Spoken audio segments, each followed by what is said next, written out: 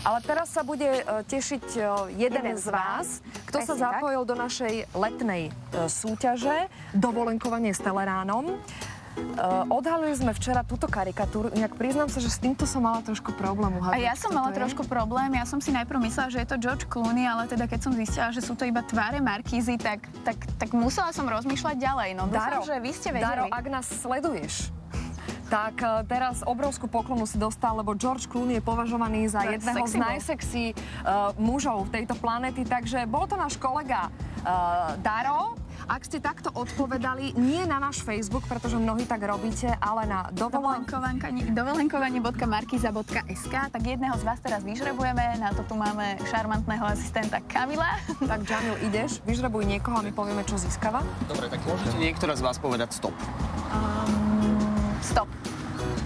Blahoželáme pani Alene Kovárovej zo Zohora. Alenka, blahoželáme. A k čomu? K víkendovému relax pobytu pre dve osoby vo Vysokých Tatrách od portálu ubytko.sk s priamym kontaktom na ubytovateľov, ale ešte viac máme tých cien. To nie je všetko. Ďalej cestovné poistenie od spoločnosti netfinancie.sk, kupóny na tlač CV, fotoknihy a fotografie na plátno od spoločnosti Fotolab, vybavenie na dovolenku v prírode od spoločnosti intersport.sk a poukážku na nákup obuvy Crocs od oficiálnej predajne Crocs Auparku v Bratislave. Takže blahoželáme, tieto ceny od nás všetky získavate. No dovolenku s týmito cenami si viem celkom dobre pripraviť. Inak čaká nás ešte jedno, toto okienko, kde sa ešte nachádza jedna známa osobnosť, ktorú vydávate na obrazovkách televízie Markíza. To okienko si otvoríme až ešte dnes. Neskôr. Ale ešte dnes, takže určite nasledujte aj ďalej.